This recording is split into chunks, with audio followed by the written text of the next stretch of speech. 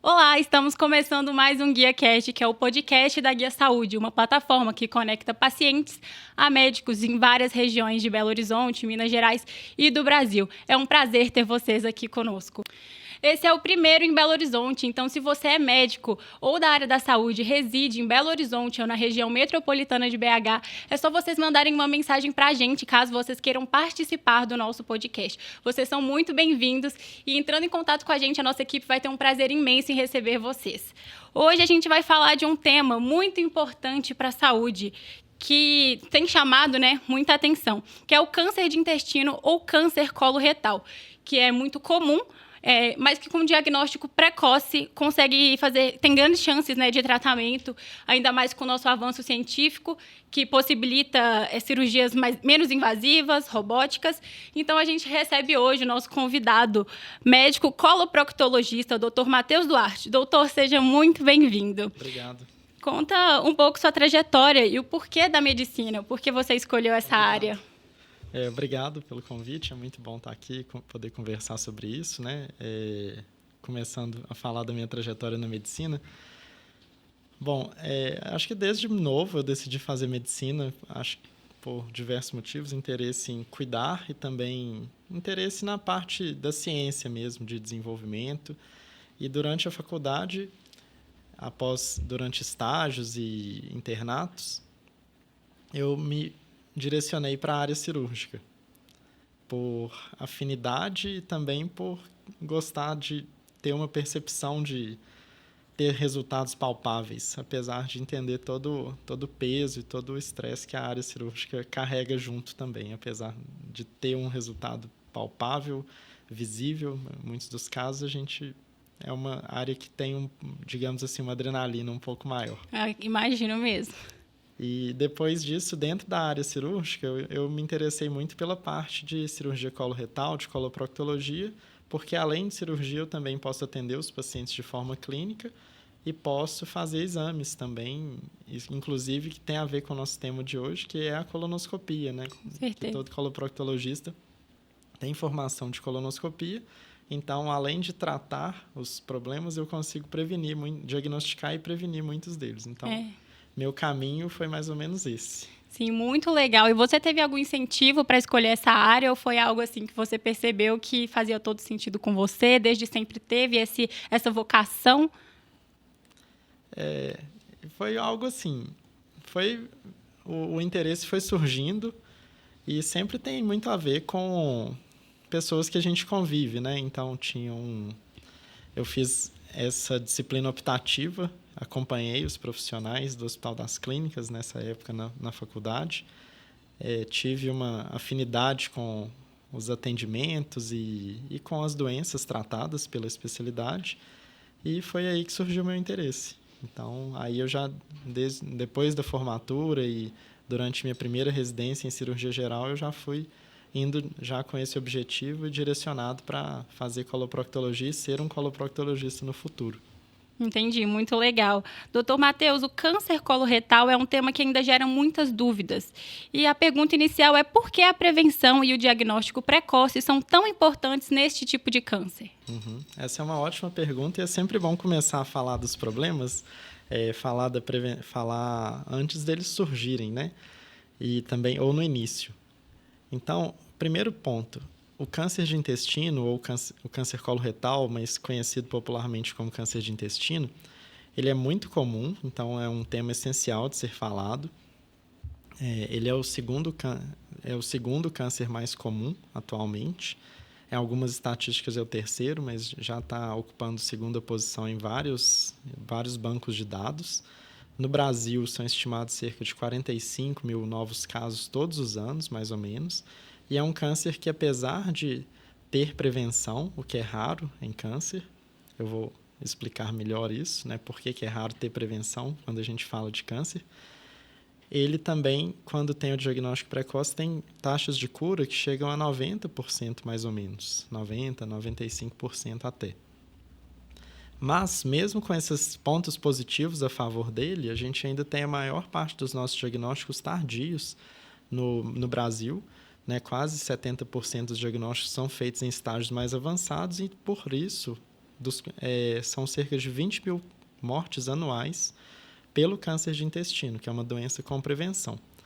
Voltando a falar sobre essa questão, essa vantagem, entre aspas, né, do câncer de intestino frente a outros tumores, é porque ele tem a fisiopatologia, né, o surgimento da doença permite que a gente tenha uma janela de oportunidade e uma janela longa para a prevenção desse tumor, porque quase todos os tumores de intestino começam de um pólipo, que é como se fosse uma bolinha, uma pequena verruga no revestimento interno do intestino, que é a mucosa, e a gente tem possibilidade de remover esses pólipos antes que eles se tornem um câncer. Diferentemente do câncer de próstata, por exemplo, que a gente não consegue remover nada, a gente consegue detectar no início, mas não consegue, não tem uma lesão precursora para a gente agir antes.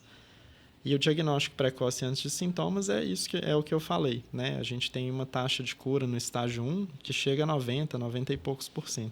Então, o diagnóstico precoce é essencial. Entendi. Doutor, de uma forma simples, o que é o câncer coloretal e como ele se desenvolve? Assim, se fosse para explicar para uma pessoa que não entende tantos termos mais técnicos, Claro. como você explicaria isso para ela? Olha, o câncer de intestino, ele vai ser uma massa que vai surgir do lado de dentro do intestino e vai crescendo do lado de dentro para o lado de fora. Ou seja, ele vai se tornando uma bola, que pode ser grande ou pequena, dependendo de quando for diagnosticado. Ele surge na mucosa do intestino, ou seja, na parte mais interna, é como se fosse o revestimento interno, né? Não é bem a pele. Então, o câncer do intestino não surge de fora para dentro, mas sim de dentro para fora. Por isso também que o exame de detecção e de diagnóstico de biópsia e de prevenção é por dentro do intestino, não é uma tomografia, por exemplo, que vai avaliar melhor a parte de fora do intestino. E ele surge, assim como a maioria dos tumores, ele surge de um acúmulo de mutações que vai acontecendo ao longo da vida, com o nosso envelhecimento e também com exposição a substâncias e agentes que vão favorecer essas mutações, como, por exemplo, cigarro, bebida alcoólica em excesso, mas no caso do intestino, sendo uma parte do trato digestivo, principalmente alimentos, né?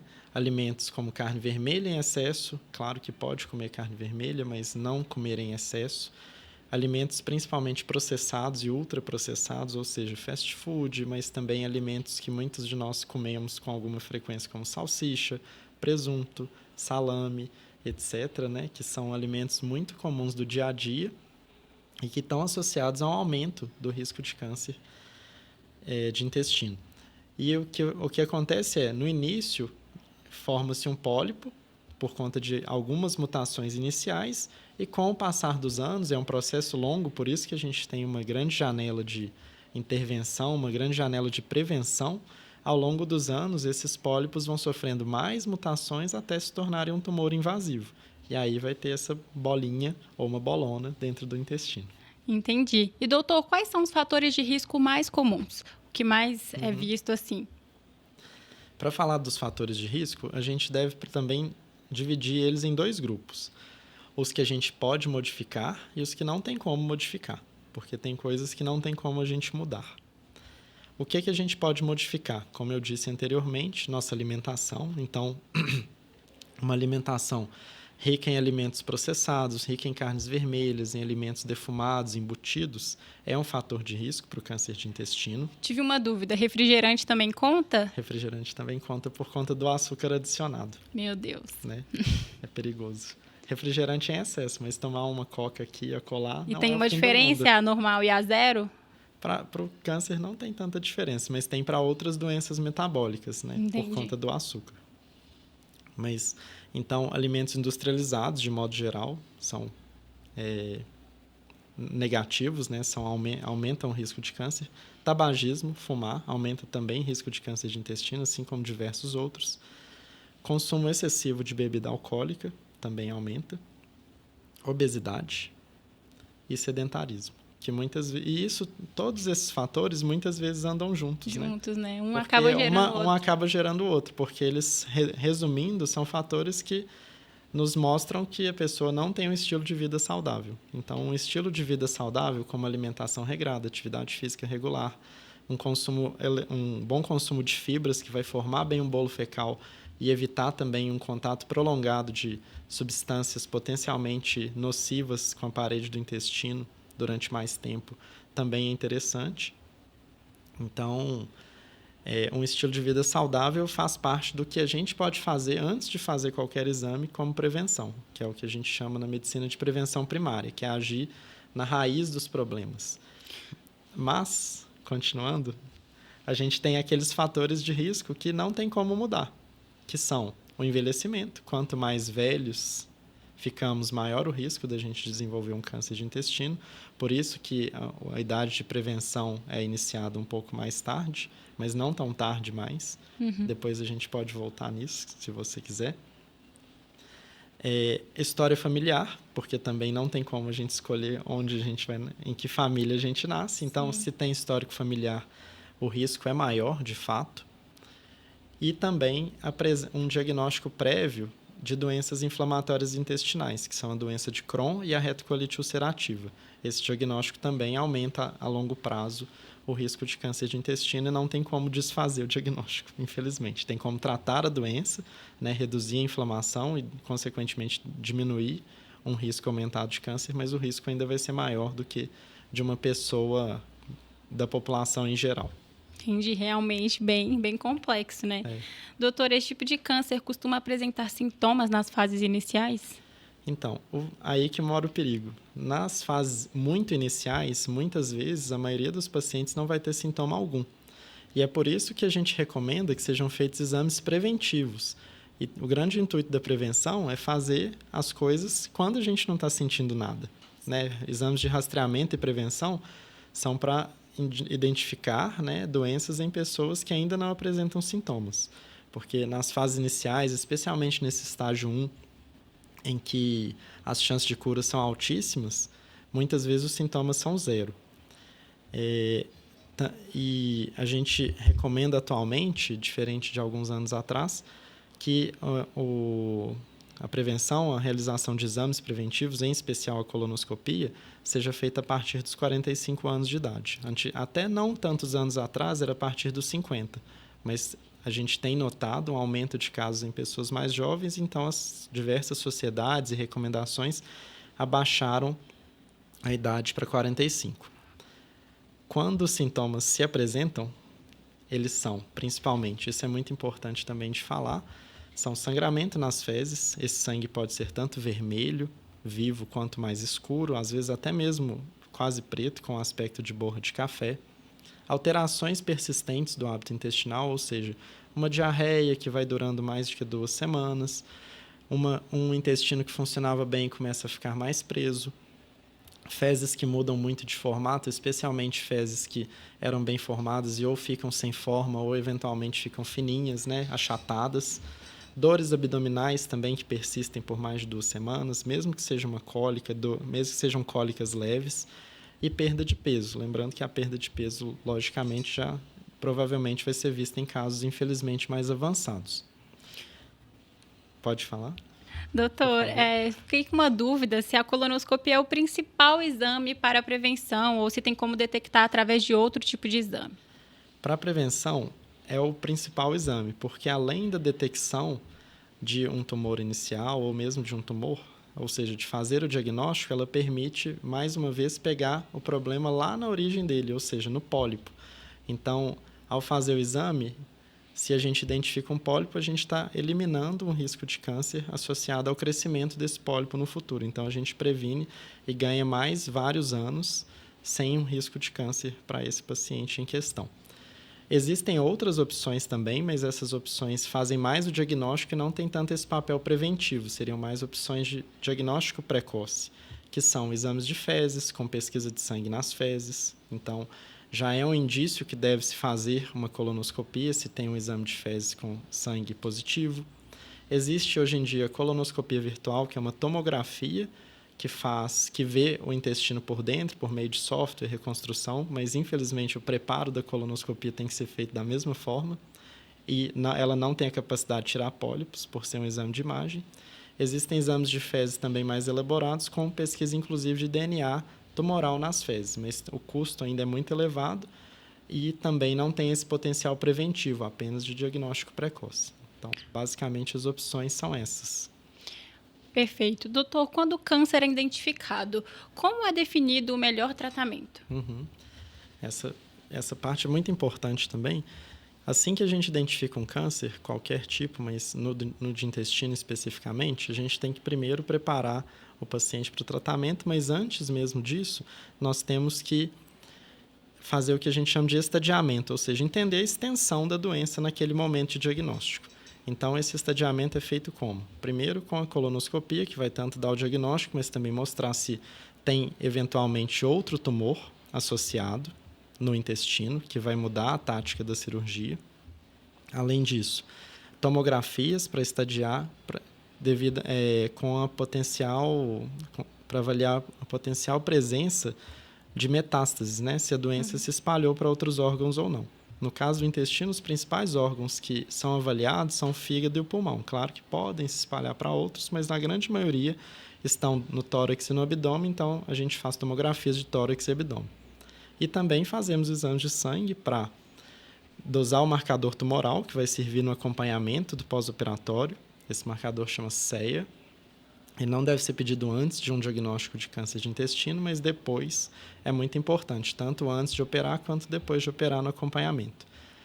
E depois disso, a gente prepara o paciente do ponto de vista nutricional. Ele tem que estar bem nutrido para a cirurgia transcorrer melhor, com menor índice de complicações. Tem que, se possível, corrigir alguma anemia resultante do tumor, que muitas vezes tumores mais avançados já se apresentam com anemia. E temos, claro, também que abordar o aspecto psicológico desses pacientes, né? Ou seja, tranquilizar o paciente, explicar como vai ser o tratamento, conversar sobre um grande temor dos pacientes, que é o uso de bolsas, né? De colostomia ou outra ostomia. Então, a gente tem que abordar isso tudo antes de planejar o tratamento. E aí, depois, sim, começar a tratar esse paciente. Doutor, todos os casos precisam de cirurgia? Então, nem todos os casos precisam, mas a cirurgia é o pilar, é o principal pilar, é a pedra angular do tratamento do câncer de intestino. Especialmente naqueles casos que a gente tem uma intenção curativa nesse tratamento, que felizmente são vários e são a maioria, na verdade. Que ótimo. Então, a cirurgia é o principal ponto. A quimioterapia também tem seu papel, muitas vezes depois da cirurgia. E quando a gente fala de quimioterapia e principalmente radioterapia, é importante a gente dividir o intestino grosso nas suas duas porções principais, que é o cólon, que é a maior parte, e o reto, que é a parte final que se conecta com o ânus. Porque no reto a gente tem mais opções e no reto, muitas das vezes, a gente usa radioquimioterapia antes de operar para reduzir o tamanho do tumor, melhorar os desfechos da cirurgia e, em alguns casos, cerca de 30% dos pacientes, ao fazerem a radioquimioterapia, pode ser que a gente observe uma regressão completa do tumor e, em casos selecionados, após fazer todos os exames, após reavaliar várias vezes e conversar com o paciente sobre os riscos, a gente pode eventualmente não operar alguns pacientes com câncer de reto. Cerca de 25% a 30% dos pacientes com câncer de reto não vão precisar ser operados. Não sabia, acredita, fiquei assim surpresa. Mas como é feito esse planejamento cirúrgico nos pacientes? Esse planejamento é feito assim, a gente primeiro vai definir qual é a porção do intestino acometida, vai fazer todos esses exames de estadiamento, conversar com o paciente, fazer uma avaliação pré-operatória, especialmente do estado nutricional também, de questões cardiopulmonares, para definir qual vai ser a cirurgia e qual vai ser a extensão desse segmento de intestino retirado. Que isso vai depender de onde, no intestino grosso, que tem mais de 1 metro, né, tem mais ou menos 1,5 metro, onde que a gente vai ter que operar para ter as margens de segurança adequadas para o tratamento de câncer. Depois disso, aí a gente vai, muitas vezes é feita uma marcação, né, do local do tumor na própria colonoscopia, com uma tinta nanquim que fica bem escura, né, fica quase de coloração preta quando a gente faz a cirurgia, que facilita muito a identificação de onde está esse tumor, especialmente se for pequeno. Porque pequeno, como o tumor começa do lado de dentro, a gente muitas vezes vê o intestino normal do lado de fora, mesmo tendo um tumor lá dentro. Então, essa marcação é essencial também para o planejamento cirúrgico. e depois o paciente é encaminhado para a sala de cirurgia, anestesiado e operado. Na maioria das vezes, sem grandes cortes, né? Na maioria das vezes, por cirurgias minimamente invasivas. Doutor, você tocou num ponto muito interessante, que seria justamente a minha próxima pergunta. Hoje a gente escuta falar, né? A gente ouve falar muito em cirurgias minimamente invasivas. E o que significa essa cirurgia minimamente invasiva? A cirurgia minimamente invasiva compreende 2 tipos de cirurgia. Antigamente, há não tanto tempo atrás, as cirurgias de câncer de intestino eram todas feitas por via aberta, ou seja, com corte grande na barriga, praticamente quase do externo até o púbis, e era tudo com a mão, né? Isso acarretava o quê? Maior sangramento, mais dor no pós-operatório, o paciente precisava ficar mais dias internado. E com a cirurgia minimamente invasiva, que são dois tipos, a gente reduz o tamanho das incisões, ou seja, os cortes são milimétricos. Geralmente tem apenas um corte maior e mesmo assim é cerca de 8, 10 centímetros de incisão. Que Diminuiu bastante, né? Diminuiu demais. E a gente consegue fazer, inclusive, mais baixo no abdômen, que também tem uma vantagem estética, né? E... Que é até um ponto importante, né? Porque, assim, ainda mais na era que a gente vive, as pessoas estão muito preocupadas com o corpo. É interessante você poder fazer o tratamento necessário e ainda assim preservar ali, né? O que você tanto cuida e gosta. Exatamente. Porque a gente sempre pensa nessas cirurgias maiores como uma coisa completamente mutilante e com a cirurgia minimamente invasiva não tem que ser. E, além disso, sangra menos, o intestino volta a funcionar mais rápido, dói menos e o paciente fica menos tempo internado. Então, é vantajoso de diversas formas, além de ter o plus, né, o somatório do ponto de vista estético. E, como eu disse, né, a cirurgia minimamente invasiva, ela engloba 2 tipos de cirurgia, que a gente pode colocar nesse guarda-chuva de minimamente invasivo, que é a cirurgia videolaparoscópica e o upgrade, a evolução da cirurgia videolaparoscópica, que é a cirurgia robótica, que a gente ainda tem mais precisão, menos dor ainda, menos sangramento e maior facilidade de executar a cirurgia toda de forma minimamente invasiva, ou seja, diminui as chances da gente não conseguir realizar a cirurgia e ter que converter para uma cirurgia aberta, que infelizmente acontece em poucos casos, mas acontece. Entendi. Doutor, como funciona a cirurgia robótica? E pensando nesse tratamento do câncer de intestino, quais são os benefícios dessa tecnologia para o paciente? Então, a cirurgia robótica funciona da seguinte forma. Ela é semelhante à videolaparoscopia, no sentido de que o paciente vai ter seu abdômen preenchido, né? Vai ficar com a barriga cheia de ar. A gente usa gás carbônico porque é um gás não inflamável que depois que desincha, ele é rapidamente absorvido e não causa dor pela distensão.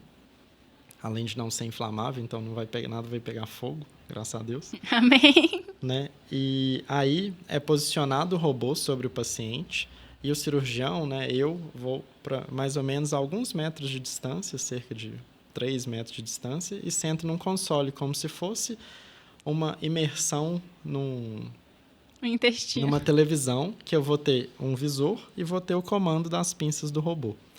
A vantagem a visão é tridimensional, ela é muito ampliada, a qualidade da imagem é ótima, então isso é muito bom para quê? Preservação de nervos, então, especialmente em cirurgias de reto, a gente vê muito bem os nervos, isso preserva melhor a função sexual, urinária e intestinal do paciente no pós-operatório, especialmente quando comparado com a cirurgia aberta, mas até mesmo com a laparoscópica.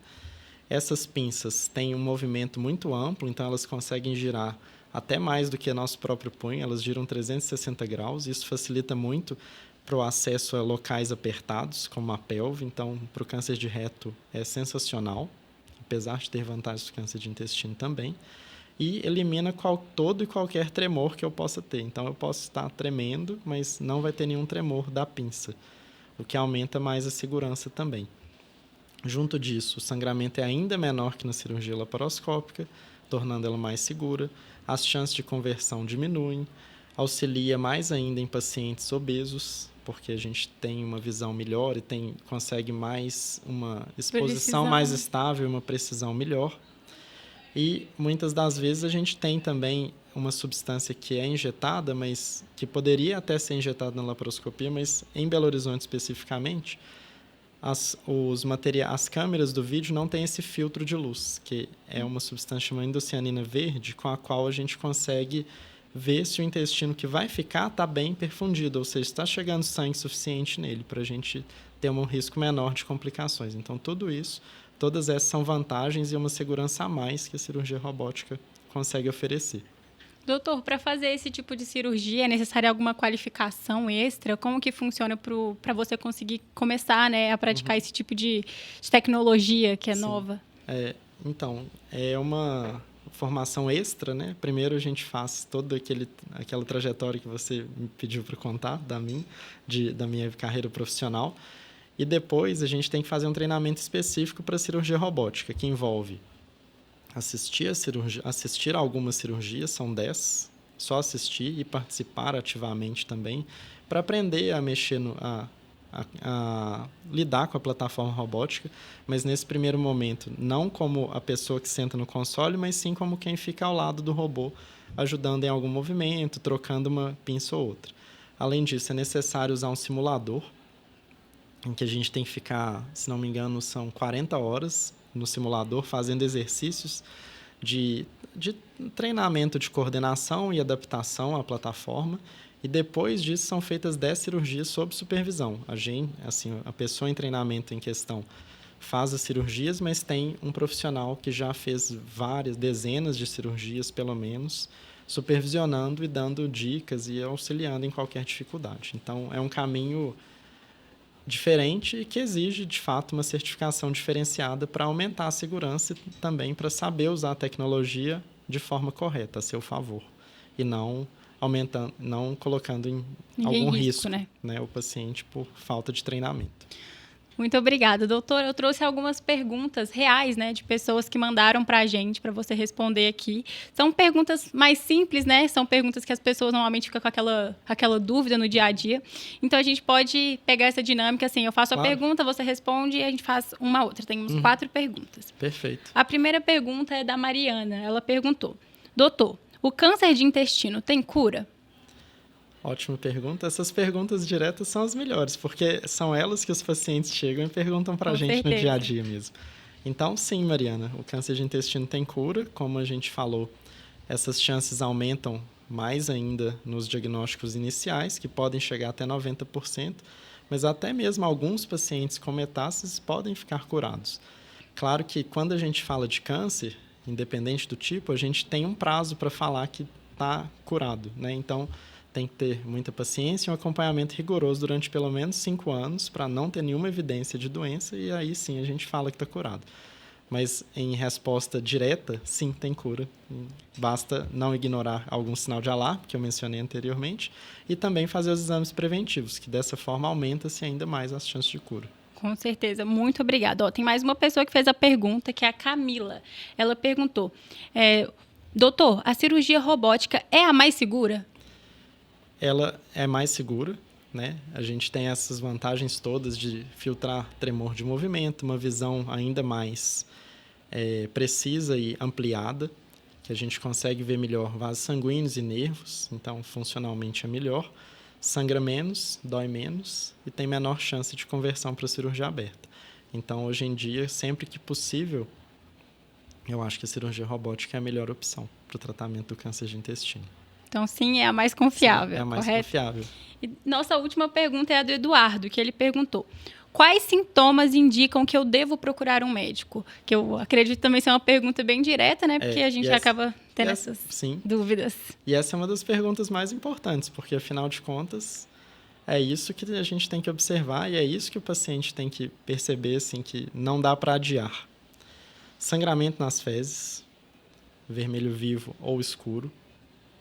Alterações do funcionamento do intestino, aumento ou redução da frequência das idas ao banheiro, mudança no formato das fezes ou na cor das fezes, né? Especialmente fezes finas, dores abdominais em cólica muito persistentes e perda de peso sem outra explicação, ou seja, está perdendo peso sem fazer dieta e atividade física, algo está errado.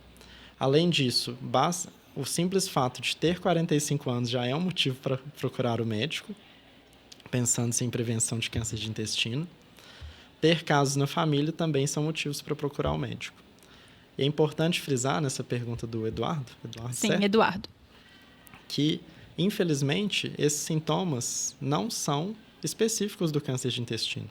Então, é importante e procurar sem medo, porque na grande maioria das vezes, esses sintomas não vão ser decorrentes de um câncer, mas muitas das vezes, por exemplo, o sangramento, que é uma das coisas que mais assusta as pessoas, na grande maioria das vezes é causado por uma hemorroida. Mesmo assim, a procura não deve ser adiada, deve ser procurado justamente para ter essa tranquilidade de saber que é uma doença chata, mais benigna e mais inocente do que ou fazer um diagnóstico precoce e ter chances altíssimas de cura.